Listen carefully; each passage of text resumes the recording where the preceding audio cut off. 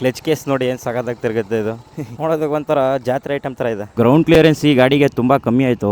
ಈ ಥರ ಕ್ರ್ಯಾಶಲ್ಲಿ ಹತ್ತಿಸಿ ಕ್ರ್ಯಾಶಲ್ಲಿ ಇಳಿಸ್ಬೇಕು, ಇಲ್ಲ ಅಂದರೆ ಬಾಟಮ್ ಔಟ್ ಆಗುತ್ತೆ ಈ ಥರ ಗಾಡಿಗಳಲ್ಲಿ. ಅದು ಸ್ಪೋರ್ಟ್ಸ್ ಬೈಕ್ಗಳಲ್ಲಿ ಫೇರಿಂಗ್ ಕಿತ್ಕೊಂಡು ಕೈಗೆ ಬಂದ್ಬಿಡುತ್ತೆ. ಬಟ್ ಇವರು ಡುಕಾಟಿನ ಕಾಪಿ ಮಾಡಬೇಕಲ್ಲ ಅಂದ್ಬಿಟ್ಟು ಇವರು ಡುಕಾಟಿಲಿರುವಂಥ ವಿಂಗ್ಲೆಟ್ನ ಕೊಟ್ಟಿದ್ದಾನೆ, ಡುಕಾಟಿಲಿರುವಂಥ ಕ್ಲಿಯರ್ ಕ್ಲಚ್ನ ಕೊಟ್ಟಿದ್ದಾನೆ. ಬಟ್ ಇದೊಂದು ಪಾರ್ಟಿ ಪೀಸು, ಇದೊಂದು ಸ್ವಲ್ಪ ಏನಾದರೂ ವರ್ಕ್ ಆಗುತ್ತೆ ಅಂತ. ಗಾಡಿ ಪವರ್ ಆಗಲಿ, ಪರ್ಫಾರ್ಮೆನ್ಸ್ ಆಗಲಿ, ಡಿಸೈನ್ ಆಗಲಿ ಓವರ್ ಆಲ್ ಟಾಪ್ ನಾಚ್ ಆಗಿದೆ. ಈ ಗಾಡಿನ ಸ್ಟಾರ್ಟ್ ಮಾಡಿದ ತಕ್ಷಣ ಫಸ್ಟ್ ಸಿಗುವಂಥ ಇಂಪ್ರೆಸ್ ಏನು ಗೊತ್ತಾ? ವೈಬ್ರೇಷನ್ಸ್. ಇಂಜಿನ್ ವೈಬ್ರೇಷನ್ ಟ್ಯಾಂಕ್ ವರ್ಗು ಕೂಡ ಫೀಲ್ ಆಗ್ತಾ ಇದೆ. ಅಷ್ಟೊಂದು ವೈಬ್ರೇಷನ್ ಇದೆ ಗಾಡಿಲಿ. ಟಿವಿಎಸ್ ಅವ್ರ ಒಂದ್ ಕಡೆ ಏನ್ ಮಾಡಿದ್ದಾರೆ ಅಂದ್ರೆ, ನೀವು ಡುಕಾಟಿ ತಗೊಳಕ್ ಹೋಗ್ಬೇಡಿ, ನಾವೇ ಒಂದು ಸಸ್ತಾ ಡುಕಾಟಿನ ಕೊಡ್ತೀವಿ ಅನ್ಬಿಟ್ಟು ಇವರೇ ಕೊಟ್ಬಿಟ್ಟಿದ್ದಾರೆ ಒಂದು ಸಸ್ತಾ ಡುಕಾಟಿನ. ಇಷ್ಟೊಂದು ಕಮ್ಮಿ ಸಿಸಿ ಗಾಡಿಗೆ ವಿಂಗ್ಲೆಟ್ ಏನ್ ಬೇಕಾಗಿಲ್ಲ, ಇದೊಂದು ಪವರ್ ಲಿಫ್ಟ್ ಏನ್ ಆಗಲ್ಲ ಅಂತ. ಹೌದು, ಪವರ್ ಲಿಫ್ಟ್ ಏನ್ ಆ ಲೆವೆಲ್ಗೆ ಏನ್ ಆಗೋದಿಲ್ಲ. ಬಟ್ ಇದ್ರ ಇಂಜಿನ್ ಸ್ವಲ್ಪ ರಿವರ್ಸ್ ಇನ್ಕ್ಲೈನ್ ಇಂಜಿನ್ ಆಗಿರೋದ್ರಿಂದ ಈಗ ಸ್ವಲ್ಪ ವೆಯ್ಟ್ ಬಂದು ಹಿಂದಕ್ಕೆ ಪುಷ್ ಮಾಡುತ್ತೆ ಪವರ್ ಕೊಟ್ಟಾಗ. ಅದರಿಂದ ಫ್ರಂಟ್ ಎಂಡ್ ತುಂಬಾ ಲೈಟ್ ಆಗುತ್ತೆ ಅನ್ಬಿಟ್ಟು ಇವರು ಒಂದು ವಿಂಗ್ಲೆಟ್ ನ ಕೂಡ ಕೊಟ್ಟಿದ್ದಾನೆ. ಎಲ್ಲ ನೀವು ಕಟ್ಟಿದ ಹೆಸರು, ಎಲ್ಲ ನೀವು ಕೊಟ್ಟ ಆಸ್ತಿ, ಎಲ್ಲ ನೀವು ಕೊಟ್ಟಂತ ಕರುಣೆ. ಈ ಕೈ ಕರ್ನಾಟಕದ ಆಸ್ತಿ.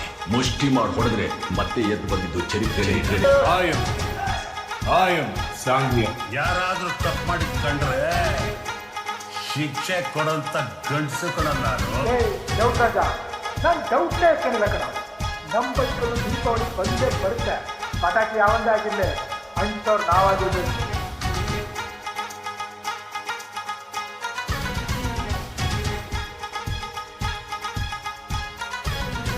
ಹಲೋ ಗಾಯ್ಸ್, ಎಲ್ರಿಗೂ ನಮಸ್ಕಾರ. ಎಲ್ಲರೂ ಹೇಗಿದ್ದೀರಾ? ಹೋಪ್ ಎಲ್ಲರೂ ಕೂಡ ಚೆನ್ನಾಗಿದ್ದೀರಾ ಅಂತ ಅನ್ಕೊಂಡಿದ್ದೀನಿ. ನಾನು ನಿಮ್ಮ ಪ್ರಶು ಕನ್ನಡಿಗ. ಇವತ್ತು ನಮ್ಮ ಮುಂದೆ ಇದೆ TVS RR310 guys. Apache RR310 ಇದೆ ಎಸ್ಪೆಷಲಿ. ಮತ್ತೆ ನಾನು ತಡ ಮಾಡೋದು, ಬನ್ನಿ ಗಾಡಿ ಬಗ್ಗೆ ರಿವ್ಯೂ ಮಾಡ್ತೀನಿ. ಗಾಡಿ ಫ್ರಂಟ್ ಇಂದ ನೋಡೋದಾದ್ರೆ ನಿಮಗೆ ಇಲ್ಲಿ 2 ಡೇ ಟೈಮ್ ರನ್ನಿಂಗ್ ಲ್ಯಾಂಪ್ ನ ಕೊಟ್ಟಿದ್ದಾನೆ. ಆ ಕಡೆ ಈ ಕಡೆ 2 ಪ್ರೊಜೆಕ್ಟರ್ ಹೆಡ್ ಲ್ಯಾಂಪ್ ಇದೆ, ಮತ್ತೆ 2 ಇಂಡಿಕೇಟರ್ ಕೂಡ ಕೊಟ್ಟಿದ್ದಾನೆ. ಅದುವೇ LED ಇಂಡಿಕೇಟರ್. ನೋಡೋದಕ್ಕೆ ಸೇಮ್ ರೋನಿನ್ ಗಾಡಿ ಇಂಡಿಕೇಟರ್ ತರನೇ ಕಾಣಿಸುತ್ತೆ. ಬಟ್ ಇದು ರೋನಿನ್ ಗಾಡಿ ಇಂಡಿಕೇಟರ್ ಅಲ್ಲ, ಬೇರೆ ತರನೇ ಇದೆ. ಇದು ಸೀಕ್ವೆನ್ಸ್ ಇಂಡಿಕೇಟರ್ ಬರುತ್ತೆ, ಇದರಲ್ಲಿ ಸೀಕ್ವೆನ್ಸ್ ಬರುತ್ತೆ. ಇನ್ನು ರೇರ್ ನೋಡೋದಾದ್ರೆ ರೇರ್ ಒಂದು ಸಿಂಪಲ್ ಆಗಿರೋ ಟೈಲ್ ಲ್ಯಾಂಪ್ ನ ಕೊಟ್ಟಿದ್ದಾನೆ, ಬ್ಯಾಟ್ಮನ್ ಟೈಪ್. ಮತ್ತೆ ಇಂಟಿಗ್ರೇಟೆಡ್ ಇಂಡಿಕೇಟರ್ ಕೊಟ್ಟಿಲ್ಲ ಇದರಲ್ಲಿ, ಮಾಮೂಲಿ ಇಂಡಿಕೇಟರ್ಸ್ ನ ಕೊಟ್ಟಿರೋದು. ಅದು ಸೀಕ್ವೆನ್ಸ್ ಇಂಡಿಕೇಟರ್ ಅಂತ ಹೇಳ್ತಾರೆ ಈ ತರ ಬರೋ ಲೈಟ್ ಗೆ. ನೋಡಿ, ನೀವೇ ನೋಡ್ತಾ ಇರಬಹುದು, ಈ ಕಡೆಯಿಂದ ಲೈಟ್ ಬ್ಲಿಂಕ್ ಆಗುತ್ತೆ. ಇದಕ್ಕೆ ನಾವು ಸೀಕ್ವೆನ್ಸ್ ಇಂಡಿಕೇಟರ್ಸ್ ಅಂತ ಕರೀತಾರೆ.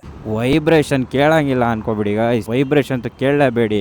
ಆ ಲೆವೆಲ್ ವೈಬ್ರೇಷನ್ ಇದೆ. ನಾನು ಎಕ್ಸ್ಪೆಕ್ಟ್ ಮಾಡಿರಲಿಲ್ಲ RR310 ಇಷ್ಟೊಂದು ವೈಬ್ರೇಷನ್ ಇದೆ ಅಂತ. ಬಟ್ ಲಿಟ್ರಲಿ ಹೇಳ್ತೀನಿ, ಇರಿಟೇಟ್ ಆಗ್ಬಿಡಿದೆ ಓಡಿಸ್ತಾ ಇದ್ದಷ್ಟು ಕೂಡ ವೈಬ್ರೇಷನ್ಗೆ. ಅಷ್ಟೊಂದು ವೈಬ್ರೇಷನ್ ಇದೆ ಗಾಡಿಲಿ. ಇನ್ನು ಫ್ರಂಟ್ ಸಸ್ಪೆನ್ಷನ್ ನೋಡೋದಾದ್ರೆ ಗೋಲ್ಡ್ ಇನ್ವರ್ಟೆಡ್ ಸಸ್ಪೆನ್ಷನ್ ನ ಕೊಟ್ಟಿದ್ದಾನೆ, ಸಖತ್ತಾಗಿದೆ. ಮತ್ತೆ ರೇರ್ ಸಸ್ಪೆನ್ಷನ್ ನೋಡೋದಾದ್ರೆ ರೇರ್ ಮೋನೋಶಾಕ್ ಸಸ್ಪೆನ್ಷನ್ ನ ಕೊಟ್ಟಿದ್ದಾನೆ. ಮೋಸ್ಟ್ಲಿ ಇದು ಒಂದು 5 to 6 ಸ್ಟೆಪ್ ಏನೋ ಪ್ರಿಲೋಡ್ ಅಡ್ಜಸ್ಟ್ ಮಾಡಬಹುದು. ಇನ್ನು ಗಾಡಿಲಿ ಇರುವಂತ ಸಸ್ಪೆನ್ಷನ್ ಮಾತ್ರ ಸಖತ್ತಾಗಿ ಕೊಟ್ಟಿದ್ದಾನೆ. ತುಂಬಾ ಹಾರ್ಡು ಕೂಡ ಇಲ್ಲ, ಸಾಫ್ಟು ಕೂಡ ಇಲ್ಲ. ಈ ಗಾಡಿಲಿ ನೀವು ಆಫ್ ರೋಡ್ ಅಂತೂ ಮಾಡಕ್ ಹೋಗ್ಬೇಡಿ. ಇದು ಮಾಡಿರೋದೇ ಒಂದು ರೇಸ್ ಟ್ರ್ಯಾಕ್ ಬೈಕ್ ಅನ್ಬಿಟ್ಟು ಮಾಡಿರೋದು. ಈ ಗಾಡಿಲಿ ನೀವು ಆಫ್ ರೋಡ್ ಮಾಡ್ತೀರಾ ಅಂದ್ರೆ, ಆದ್ರೂ ನಾನು ಈಗ ಒಂದು ಆಫ್ ರೋಡ್ ಮಾಡ್ತೀನಿ ನೋಡಿ ಹೆಂಗಿದೆ.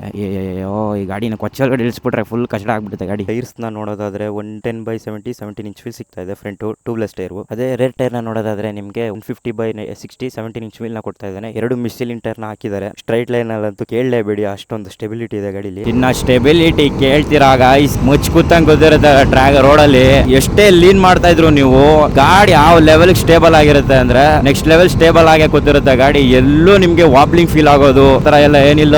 ಇನ್ನ ಬ್ರೇಕ್ಸ್ ನ ನೋಡೋದಾದ್ರೆ ನಿಮಗೆ 300 mm ಡಿಸ್ಪ್ಲೇ ಸಿಗ್ತಾ ಇದೆ. ಮತ್ತೆ ಬೈ ಬ್ರೇಕ್ ಕ್ಯಾಲಿಪರ್ ನ ಕೊಟ್ಟಿದ್ದಾನೆ, ಅದು 4 ಪಿಸ್ಟನ್ ಕ್ಯಾಲಿಪರ್. ಬ್ರೇಕಿಂಗ್ ಸೈಕ್ ಆಗಿದೆ ಅಂತ ಅನ್ಕೊಳ್ಳಿ. ಇನ್ನ ರೇರ್ ಬ್ರೇಕ್ ನೋಡೋದಾದ್ರೆ ನಿಮಗೆ 240 mm ಡಿಸ್ಪ್ಲೇ ಸಿಗ್ತಾ ಇದೆ. ರೇರ್ ಕೂಡ ಬೈ ಬ್ರೇಕ್ ಕ್ಯಾಲಿಪರ್ ನ ಕೊಟ್ಟಿರೋದು. ಬ್ರೇಕ್ಸ್ ಮಾತ್ರ ಕ್ರೇಜಿ ಅಂತ ಅನ್ಕೊಳ್ಳಿ. ಬ್ರೇಕಿಂಗ್ ಮಾತ್ರ ಕ್ರೇಜಿ ಆಗಿದೆ ಅಂತ ಅನ್ಕೊಳ್ಳಿ. ತುಂಬಾ ಹಾರ್ಡ್ ಬ್ರೇಕಿಂಗ್ ಮಾಡ್ತೀರಾ ಅಂದ್ರೆ ನಿಮ್ ಗಂಡಸ್ತಾನಕ್ಕೆ ಕುತ್ ಬಂದ್ಬಿಡುತ್ತೆ ಅಷ್ಟೊಂದು ಹಾರ್ಡ್ ಬ್ರೇಕಿಂಗ್ ಮಾಡಿದ್ರೆ ನೀವು. ಯಾಕಂದ್ರೆ ಟ್ಯಾಂಕ್ ತುಂಬಾ ಸಣ್ಣ ಕೊಟ್ಬಿಟ್ಟಿದ್ದಾನೆ ಇಲ್ಲಿ. ಬಂದ್ ಟಚ್ ಆಗುತ್ತೆ, ಬಂದ್ ಟಚ್ ಆಗುತ್ತೆ ಹಾರ್ಡ್ ಬ್ರೇಕಿಂಗ್ ಮಾಡ್ದಾಗ್ಲೆಲ್ಲ. ಎಲ್ರೂ 10 ಸೆಕೆಂಡ್ ಮೌನಾಚರಣೆ ಮಾಡೋಣ. ಬೇವಿ ಬೇಜಾರಾಗ್ಬಿಡ್ತಪ್ಪ. R15 ಇಷ್ಟೊಂದೆಲ್ಲ ಇದಾಗಲ್ಲ. ಇಲ್ಲಿ ನೀವು ವಿಂಗ್ಲೆಟ್ ಏನ್ ನೋಡ್ತೀರಲ್ಲ, ಇದು ಆಕ್ಚುಲಿ ಹೈ ಸ್ಪೀಡ್ ಅಲ್ಲಿ ನಿಮ್ಗೆ ಡೌನ್ ಫೋರ್ಸ್ ನ ಕ್ರಿಯೇಟ್ ಮಾಡುತ್ತೆ. ಬರೀ 3 kg ಮಾತ್ರ. ಇದೇನು ಅಂತ ನೆಸೆಸಿಟಿ ಇರಲಿಲ್ಲ. ಬಟ್ ಇವರು ಡುಕಾಟಿನ ಕಾಪಿ ಮಾಡ್ಬೇಕಲ್ಲ ಅನ್ಬಿಟ್ಟು ಇವರು ಡುಕಾಟಿಲಿ ಇರುವಂತ ವಿಂಗ್ಲೆಟ್ ನ ಕೊಟ್ಟಿದ್ದಾನೆ, ಡುಕಾಟಿಲಿ ಇರುವಂತ ಕ್ಲಿಯರ್ ಕ್ಲಚ್ ನ ಕೊಟ್ಟಿದ್ದಾನೆ. ಬಟ್ ಇದೊಂದು ಪಾರ್ಟಿ ಪೀಸು, ಇದೊಂದು ಸ್ವಲ್ಪ ಏನಾದ್ರು ವರ್ಕ್ ಆಗುತ್ತೆ ಅಂತ. ಒಂದ್ ಕಡೆ ಯೋಚನೆ ಮಾಡ್ಬೋದು ನೀವು, ಈ ಗಾಡಿ ಇಷ್ಟೊಂದು ಕಮ್ಮಿ ಸಿಸಿ ಗಾಡಿಗೆ ವಿಂಗ್ಲೆಟ್ ಏನ್ ಬೇಕಾಗಿಲ್ಲ, ಇದೊಂದು ಪವರ್ ಲಿಫ್ಟ್ ಏನ್ ಆಗಲ್ಲ ಅಂತ. ಹೌದು, ಪವರ್ ಲಿಫ್ಟ್ ಏನ್ ಆ ಲೆವೆಲ್ಗೆ ಏನ್ ಆಗೋದಿಲ್ಲ. ಬಟ್ ಇದ್ರ ಇಂಜಿನ್ ಸ್ವಲ್ಪ ರಿವರ್ಸ್ ಇನ್ಕ್ಲೈನ್ ಇಂಜಿನ್ ಆಗಿರೋದ್ರಿಂದ ಈಗ ಸ್ವಲ್ಪ ವೆಯ್ಟ್ ಬಂದು ಹಿಂದಕ್ಕೆ ಪುಷ್ ಮಾಡುತ್ತೆ ಪವರ್ ಕೊಟ್ಟಾಗ. ಅದರಿಂದ ಫ್ರಂಟ್ ಎಂಡ್ ತುಂಬಾ ಲೈಟ್ ಆಗುತ್ತೆ ಅನ್ಬಿಟ್ಟು ಇವರು ಒಂದು ವಿಂಗ್ಲೆಟ್ ನ ಕೂಡ ಕೊಟ್ಟಿದ್ದಾನೆ. ಈ ವಿಂಗ್ಲೆಟ್ ನಮ್ಗೆ ಸ್ಟ್ರೀಟ್ ಅಲ್ಲಿ ಯೂಸ್ ಆಗ್ಲಿಲ್ಲ ಅಂದ್ರೂ ಟ್ರ್ಯಾಕ್ ಅಲ್ಲಿ ಪ್ರಾಪರ್ ಆಗಿ ಯೂಸ್ ಆಗುತ್ತೆ. ನೀವು ಇದನ್ನ ಯೂಸ್ ಮಾಡ್ಬೇಕಂದ್ರೆ ಪ್ರಾಪರ್ ಟ್ರ್ಯಾಕ್ ಗೆ ಹೋದ್ರೆ ನೀವು ಆರಾಮಾಗಿ ಯೂಸ್ ಮಾಡಬಹುದು. ಯಾವ ಬೋಳಿ ಮಗನಿಗೆ ಅರ್ಥವಾಗುತ್ತೆ. ಇನ್ನು ಇಂಜಿನ್ ನೋಡೋದಾದ್ರೆ ನಿಮ್ಗೆ 330cc single cylinder liquid cooled engine ಸಿಗ್ತಾ ಇದೆ. ನಿಮ್ಗೆ 38 bhp 29 Nm ಟಾರ್ಕ್ ಸಿಗ್ತಾ ಇದೆ. ಮತ್ತೆ 6 ಸ್ಪೀಡ್ ಮ್ಯಾನ್ಯುವಲ್ ಗೇರ್ ಬಾಕ್ಸ್ ಇರೋದು. ಇನ್ನು ಇಂಜಿನ್ ಅಲ್ಲಿ ಇರುವಂತ ಪವರ್ ಪವರ್ ಪಿಕಪ್ ಎಲ್ಲ ಸಖತ್ತಾಗಿದೆ. ಫುಲ್ ಪೊಟೆನ್ಶಿಯಲ್ ನಾವು ಚೆಕ್ ಮಾಡೋದಕ್ಕೆ ಆಗ್ತಾನೆ ಇಲ್ಲ, ಯಾಕಂದ್ರೆ ನಮ್ಮ ಇಂಡಿಯನ್ ರೋಡ್ಸ್ ಆ ತರ ಇದೆ. ಇಷ್ಟೊಂದು ಪವರ್ ಕೊಟ್ಟು ಇಷ್ಟೊಂದು ಫೀಚರ್ ನ ಕೊಟ್ಟು ಇದನ್ನ ಯೂಸ್ ಮಾಡ್ಕೊಳ್ಳೋದಕ್ಕೆ ಒಂದು ರೋಡ್ ಕರೆಕ್ಟ್ ಆಗಿಲ್ಲ ಅಂದ್ರೆ ಯಾರು ತಾನೇ ಗುರು ಈ ತರ ಗಾಡಿಗಳನ್ನ ತಗೊಂಡು ರೋಡಲ್ಲಿ ಓಡಿಸ್ತಾರೆ? ಟ್ರ್ಯಾಕ್ ತಗೊಂಡು ಹೋಗೋದು, ಟ್ರ್ಯಾಕ್ ಅಲ್ಲಿ ಮಜಾ ಮಾಡೋದು, ಮನೆಗೆ ತಂದು ನಿಲ್ಸ್ತಾ ಇರೋದು ಅಷ್ಟೇ ಮಾಡೋದು ಜನ. ಈಗ ಇನ್ನು ಗಾಡಿ ಸ್ಪೀಡೋಮೀಟರ್ ಬಗ್ಗೆ ಹೇಳೋದಾದ್ರೆ ನಿಮಗೆ ಇಲ್ಲೊಂದು ದೊಡ್ಡದಾಗ ಒಂದು RPM ಬಾರ್ ಇದೆ, ಗೇರ್ ಇಂಡಿಕೇಶನ್ ಇದೆ, ಫ್ಯೂಲ್ ಇಂಡಿಕೇಶನ್ ಇದೆ, ನೀವು ಎಷ್ಟು ಸ್ಪೀಡ್ ಹೋಗ್ತಾ ಇದ್ರ ಅಂತ ತೋರಿಸುತ್ತೆ, ಮತ್ತೆ ರೈಡಿಂಗ್ ಮೂಡ್ಸ್ ನ ಕೂಡ ತೋರಿಸುತ್ತೆ, ಮತ್ತೆ ಎಷ್ಟು ಓಡಿದೀರಾ ಅಂತ ತೋರಿಸುತ್ತೆ. ಮತ್ತೆ ಈ ಗಾಡಿಲಿ ಬ್ಲೂಟೂತ್ ಕನೆಕ್ಟಿವಿಟಿ ಇದೆ, ನಿಮಗೆ ಕಾಲ್ SMS ಅಲರ್ಟ್ ಕೂಡ ಬರುತ್ತೆ, ಮತ್ತೆ ಟರ್ನ್ ಬೈ ಟರ್ನ್ ನ್ಯಾವಿಗೇಷನ್ ಬರುತ್ತಾ ಅದು ನನಗೆ ಐಡಿಯಾ ಇಲ್ಲ. ಈ 4500 ಇಂದ 6000 RPM ವರೆಗೂ ಕೂಡ ಒಂದು ಡೆಡ್ ಝೋನ್ ಇದೆ. ಗಾಡಿ ತುಂಬಾ ಲೇಜಿ ಫೀಲ್ ಆಗುತ್ತೆ, ಅಷ್ಟೊಂದು ಪವರ್ ಇದೆ ಅಂತಾನು ಕೂಡ ಫೀಲ್ ಆಗೋದಿಲ್ಲ. 6000 RPM ಆದ್ಮೇಲೆ ತಿರ್ಗಾ ಪವರ್ ಬೂಮ್ ಆಗುತ್ತೆ, ಅವಾಗ ಒಂದ್ ಕಡೆ ಪವರ್ ಇದೆ ಇಲ್ಲ ಅಂತ ಅನ್ಸೋದಕ್ಕೆ ಶುರು ಆಗ್ಬಿಡುತ್ತೆ. ಮತ್ತೆ ಇದರಲ್ಲಿ ಟ್ರಾಕ್ಷನ್ ಕಂಟ್ರೋಲ್ ಬರುತ್ತೆ, ABS ಬರುತ್ತೆ, ಡ್ಯುಯಲ್ ಚಾನಲ್, ಮತ್ತೆ linear control, stability, cornering ABS, ಮತ್ತೆ ನೀವು ಯಾವ್ದಾದ್ರು ಡಾಕ್ಯುಮೆಂಟ್ಸ್ ಏನಾದ್ರು ಮರ್ತ್ಕೊಂಡ್ರು ಕೂಡ 4 ಡಾಕ್ಯುಮೆಂಟ್ಸ್ ನ ಇದರಲ್ಲಿ ಸ್ಟೋರ್ ಮಾಡಬಹುದು. ಮತ್ತೆ ಇದರಲ್ಲಿ ಬ್ಯಾಂಕ್ ಬ್ಯಾಲೆನ್ಸ್ ಒಂದು ಬಿಟ್ಟು ಎಲ್ಲ ಕೂಡ ಕೊಟ್ಟಿದ್ದಾನೆ. ಮತ್ತೆ ಇದರಲ್ಲಿ ಕ್ರೂಸ್ ಕಂಟ್ರೋಲ್ ಕೂಡ ಇದೆ. ನಿಮಗೆ ಜನ RCಗೆ ಹೋಗ್ದೇನೆ ಯಾಕೆ ಅಪಾಚಿ RR310 ಬರ್ತಾ ಇದಾರೆ ಅಂತ ಗೊತ್ತಾಯ್ತು ನನಗೆ. ಯಾಕಂದ್ರೆ ನೋಡೋದಕ್ಕೆ ಆಲ್ಮೋಸ್ಟ್ ಡುಕಾಟಿ ತರನೇ ಇದೆ, ನೋಡೋದಕ್ಕೆ ಆಲ್ಮೋಸ್ಟ್ ಏನಿಲ್ಲ, ಪೂರ್ತಿಯಾಗಿ ಡುಕಾಟಿ ತರನೇ ಇದೆ. ಇವ್ರೊಂದ್ ಕಡೆ TVS ಅವ್ರ ಒಂದ್ ಕಡೆ ಏನ್ ಮಾಡಿದ್ದಾರೆ ಅಂದ್ರೆ, ನೀವು ಡುಕಾಟಿ ತಗೊಳಕ್ ಹೋಗ್ಬೇಡಿ, ನಾವೇ ಒಂದು ಸಸ್ತಾ ಡುಕಾಟಿನ ಕೊಡ್ತೀವಿ ಅನ್ಬಿಟ್ಟು ಇವರೇ ಕೊಟ್ಬಿಟ್ಟಿದ್ದಾರೆ ಒಂದು ಸಸ್ತಾ ಡುಕಾಟಿನ. ಈ ಗಾಡಿ ಬಂದು DOHC ಯೂಸ್ ಮಾಡಿರೋದು. DOHC ಅಂದ್ರೆ ಡ್ಯುಯಲ್ ಹೆಡ್ ಓವರ್ ಕ್ಯಾಮ್ ಅಂತ, ಮತ್ತೆ ರಿವರ್ಸ್ ಇನ್ಕ್ಲೈನ್ಡ್ ಇಂಜಿನ್ ಅಂತ. ಎಲ್ಲಾ ಗಾಡಿಗಳಲ್ಲೂ ಇಂಟೇಕ್ ಈ ಕಡೆ ಇದ್ರೆ ಎಕ್ಸಾಸ್ಟ್ ಈ ಕಡೆ ಬರುತ್ತೆ, ಬಟ್ ಈ ಗಾಡಿಲಿ ಎಕ್ಸಾಸ್ಟ್ ಈ ಕಡೆ ಇದೆ, ಇಂಟೇಕ್ ಈ ಕಡೆ ಬರುತ್ತೆ. ಇದನ್ನ ಹೇಳೋದು ರಿವರ್ಸ್ ಇನ್ಕ್ಲೈನ್ಡ್ ಅಂತ. ಈ ಇಂಜಿನ್ ನ ಡೆವಲಪ್ ಮಾಡಿರೋರು ಬಂದು BMW ಮತ್ತೆ TVS ಇಬ್ರು ಸೇರ್ಕೊಂಡು ಡೆವಲಪ್ ಮಾಡಿರುವಂತದ್ದು. ಯಾಕೆ ಹೇಳಿದ್ರೆ ಒಂದ್ ಕಡೆ ಕ್ರಾಸ್ ಬೀಡ್ ಇಂಜಿನ್ ಅಂತಾನೆ ಕೂಡ ಹೇಳ್ಬೋದು. ಇನ್ನ ಗಾಡಿ ಗ್ರೌಂಡ್ ಕ್ಲಿಯರೆನ್ಸ್ ಬಗ್ಗೆ ಹೇಳೋದಾದ್ರೆ ನಿಮಗೆ 180 mm ಗ್ರೌಂಡ್ ಕ್ಲಿಯರೆನ್ಸ್ ಸಿಗ್ತಾ ಇದೆ. ನಮ್ಮ ಇಂಡಿಯನ್ ರೋಡ್ಸ್ ಅಲ್ಲಿ ಈ ತರ ಫೇರಿಂಗ್ ಗಾಡಿಗಳನ್ನ ಇಟ್ಕೊಂಡು ಓಡಿಸೋದು ಸ್ವಲ್ಪ ರಿಸ್ಕಿ ಅಂತಾನೆ ಅನ್ಕೊಳ್ಳಿ. ಹಂಸ್ಗಳನ್ನೆಲ್ಲ ಈಸಿಯಾಗಿ ಹತ್ಸೋದಕ್ಕಾಗಲ್ಲ, ಹಿಂಗ್ ಕ್ರಾಸ್ ಆಗಿ ಹತ್ಸ್ಬೇಕು. ಗ್ರೌಂಡ್ ಕ್ಲಿಯರೆನ್ಸ್ ಈ ಗಾಡಿಗೆ ತುಂಬಾ ಕಮ್ಮಿ ಆಯ್ತು. ಈ ತರ ಕ್ರಾಶ್ ಅಲ್ಲಿ ಹತ್ತಿಸಿ ಕ್ರಾಶ್ ಅಲ್ಲಿ ಇಳಿಸಬೇಕು, ಇಲ್ಲ ಅಂದ್ರೆ ಬಾಟಮ್ ಔಟ್ ಆಗುತ್ತೆ ಈ ತರ ಗಾಡಿಗಳಲ್ಲಿ. ಅದು ಸ್ಪೋರ್ಟ್ಸ್ ಬೈಕ್ಗಳಲ್ಲಿ ಫೇರಿಂಗ್ ಕಿತ್ಕೊಂಡು ಕೈಗೆ ಬಂದ್ಬಿಡುತ್ತೆ. ಈ ಗಾಡಿಲಿ ನಿಮಗೆ 3 ರೈಡಿಂಗ್ ಮೂಡ್ ಸಿಗುತ್ತೆ, ಅರ್ಬನ್, ರೈನು, ಸ್ಪೋರ್ಟ್ ಮತ್ತೆ ಟ್ರ್ಯಾಕ್ ಮೋಡ್. ನೀವು ಟ್ರ್ಯಾಕ್ ಮೋಡ್ ಹಾಕೊಂಡ್ರೆ ಈ ಗಾಡಿಲಿ ಇರುವಂತ ಫುಲ್ ಪೊಟೆನ್ಶಿಯಲ್ ನೀವು ಯೂಸ್ ಮಾಡಬಹುದು. ಮತ್ತೆ ನೀವು ಈ ಗಾಡಿಲಿ ಆರನ್ ಸೌಂಡ್ ಕೇಳಿಸ್ಕೊಂಡಿಲ್ಲ ಅಲ್ವಾ ನೀವು? ನಾನು ಹೇಳ್ದೆ ಅಲ್ಲ, ಜನಕ್ಕೆ ಕೇಳಿಸೋಷ್ಟಾದ್ರೂ ಆರನ್ ಸೌಂಡ್ ಕೊಟ್ಟಿದ್ದಾನೆ ಈ ಗಾಡಿಲಿ. ಇನ್ನು ಸೀಟ್ ಹೈಟ್ ನೋಡೋದಾದ್ರೆ ನಿಮಗೆ 8-10 mm ಸೀಟ್ ಹೈಟ್ ಇದೆ. ನನಗಂತೂ ಆರಾಮಾಗಿ ಗಾಡಿ ಓಡಿಸ್ಕೊಂಡು ಹೋಗ್ಬೋದು, ಟಿಪ್ ಟೋ ಮಾಡ್ಕೊಂಡು ಓಡಿಸ್ತೀನಿ ನಾನು. ನನ್ನ ಹೈಟ್ಗಿಂತ ಕಮ್ಮಿ ಇದ್ದವರು ಓಡಿಸೋದಕ್ಕಾಗಲ್ಲ.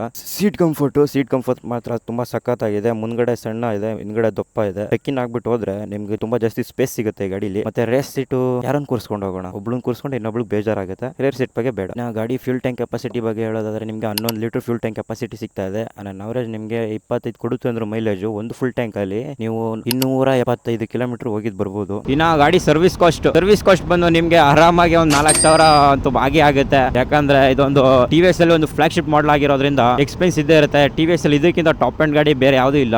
ಫ್ಯೂಚರ್ ಅಲ್ಲಿ ಬಿಡ್ತೀನಿ ಅಂತ ಕೂಡ ಹೇಳಿದ್ದಾರೆ ಅವರು. 450 ಇಂಜಿನ್ ನೋಡೋಣ, 450 ಇಂಜಿನ್ ಯಾವ ತರ ಇರುತ್ತೆ ಅಂತ. ಈ ಇಂಡಿಯನ್ ಫ್ಲಾಗ್ ನೀವೇನ್ ನೋಡ್ತೀರಾ, ಮೊದಲೆಲ್ಲ ಬರೀ RR310 ಮಾತ್ರ ಬರ್ತಾ ಇದ್ದು, ಈಗ TVS ಅಲ್ಲಿ ಬರುವಂತ ಎಲ್ಲಾ ಗಾಡಿಗಳಲ್ಲೂ ಕೂಡ ಬರ್ತಾ ಇದೆ. ಇನ್ನ ಗಾಡಿ ಕರ್ವ್ ವೇಟ್ ಬಂದು ನಿಮ್ಗೆ 170 kg ಬರುತ್ತೆ ಕರ್ವ್ ವೇಟ್. ಇಷ್ಟೊಂದು ವೆಯ್ಟ್ ಇದೆ ಈ ಗಾಡಿಲಿ ಅನ್ನೋದು ಫೀಲೇ ಆಗಲ್ಲ ಗುರು. ಮತ್ತೆ ಗಾಡಿ ಆನ್ ರೋಡ್ ಪ್ರೈಸ್ ಬಗ್ಗೆ ಹೇಳೋದಾದ್ರೆ ನಿಮ್ಗೆ ಈ ಗಾಡಿ ಬಂದು 3,50,000 ಆಗುತ್ತೆ ಗೈಸ್. ಈ ಗಾಡಿ ಈ ಪರ್ಟಿಕ್ಯುಲರ್ ಆಗಿ ಈ ಮಾಡ್ಲು, ಇದರಲ್ಲೇ ನಮಗೆ 2 ಮಾಡ್ಲ್ ಏನೋ ಬರುತ್ತೆ, ಒಂದು ನಾರ್ಮಲ್ ಮಾಡ್ಲು, ಇನ್ನೊಂದು ಟಾಪ್ ಎಂಡ್ ಮಾಡ್ಲು. ಟಾಪ್ ಎಂಡ್ ಮಾಡ್ಲು ಬಂದು BTO ಆಗಿರುತ್ತೆ. ಟಾಪ್ ಎಂಡ್ ಮಾಡ್ಲಲ್ಲಿ ಬಂದು ನಿಮ್ಗೆ ರೇಸ್ ಸಸ್ಪೆನ್ಷನ್ ಸಿಗುತ್ತೆ, ರೇಸ್ ಫುಟ್ ಪೆಕ್ ಸಿಗುತ್ತೆ, ಮತ್ತೆ ರೇಸ್ ಫೇರಿಂಗ್ಸ್ ಗಳು ಕೂಡ ಕೊಡ್ತಾನೆ. ಸೇಮ್ ಫೇರಿಂಗ್ಸ್ ಏನೇ, ಬಟ್ ಬೇರೆ ಎಕ್ಸ್ಟ್ರಾ ಏನಿರಲ್ಲ, ಸೇಮ್ ಫೀಚರ್ಸ್ ಗಳು ಎಲ್ಲಾನು ಕೂಡ ಆಡ್ ಮಾಡಿರೋದು ಇವರು. ಸೊ ಮತ್ತೆ ಹೋಪ್ ಯು ಗೈಸ್ ಎಲ್ಲರೂ ಕೂಡ ವಿಡಿಯೋ ಇಷ್ಟ ಆಗಿದೆ ಅಂತ ಅನ್ಕೊಂಡಿದ್ದೀನಿ. ಲೈಕ್ ಮಾಡಿ, ಶೇರ್ ಮಾಡಿ, ಸಬ್ಸ್ಕ್ರೈಬ್ ಮಾಡಿ ಅಂತ ಹೇಳ್ತಾ ride safe and be safe guys and peace. ಮತ್ತೆ ಇನ್ನೊಂದು ವಿಷಯ ನಿಮ್ಗೆ ಹೇಳ್ಬೇಕಾಗಿತ್ತು, ಹೇಳಿಲ್ಲ. ಈ ಗಾಡಿ ಓನರ್ ಬಂದು ಆಕ್ಚುಲಿ ನಮ್ಮ ಮೈಸೂರಲ್ಲಿ ಇರುವಂತಹ TVS ಫ್ಯಾಕ್ಟರಿ ಏನಿದೆಯಲ್ಲ ಅಲ್ಲೇನೆ ಇವ್ರು ಕೂಡ ಕೆಲಸ ಮಾಡೋದು. ಅದೇ TVS ಫ್ಯಾಕ್ಟರಿಲಿ ಇವರು 15,000 ರೂಪಾಯಿಗೆ ಸಂಬಳಾಗಿ ಇಟ್ಕೊಂಡು ಒಂದು 3.5 ಲಕ್ಷ ದುಡ್ಡು ಕೊಟ್ಟು, ಅದು ಫುಲ್ ಕ್ಯಾಶ್ ಕೊಟ್ಟು ತಗೊಂಡಿದ್ದಾರೆ ಅಂದ್ರೆ ಯಾವ ತರ ಇರಬೇಡ ಮಗ ಅಂತ ಅರ್ಥ ಆಯ್ತು. ನಾನು ಕೂಡ ಅದೇ ಫ್ಯಾಕ್ಟರಿಲಿ ಟೆಸ್ಟ್ ರೈಡರ್ ಆಗಿ ಕೂಡ ಕೆಲಸ ಮಾಡ್ತಾ ಇದ್ದೀನಿ. ನಾನು ಇದೀನಿ, ಒಂದು ಎಕ್ಸೆಲ್ ಕೂಡ ತಗೊಳ್ಳೋದಕ್ಕೆ ಆಗ್ತಾ ಇಲ್ಲ. ಆ ದುಡ್ಡು ಎಲ್ಲಿ ಬರ್ತಾ ಇದೆ, ಎಲ್ಲಿ ಹೋಗ್ತಾ ಇದೆ ಅನ್ನೋದು ನನಗೆ ಗೊತ್ತಾಗ್ತಾ ಇಲ್ಲ. ನೀನು ಮಗಾನೇ ಅಲ್ಲ, ನೀನು. ಓಕೆ ಬ್ರೋ, ಬರ್ತೀನಿ, ಥ್ಯಾಂಕ್ಸ್. ಹೆಂಗೈತೆ ಅಣ್ಣ ಗಾಡಿ ಓಡಿಸೋಕೆ? ಹೆಂಗೈತೆ ವೈಬ್ರೇಷನ್? ಹೆವಿ ಹೊಡಿಯುತ್ತೆ. ಎಲ್ಲ ಕೆಚ್ಚಾಗದ ಕೈಗೆ ಬರ್ತದೆ ಎಲ್ಲ.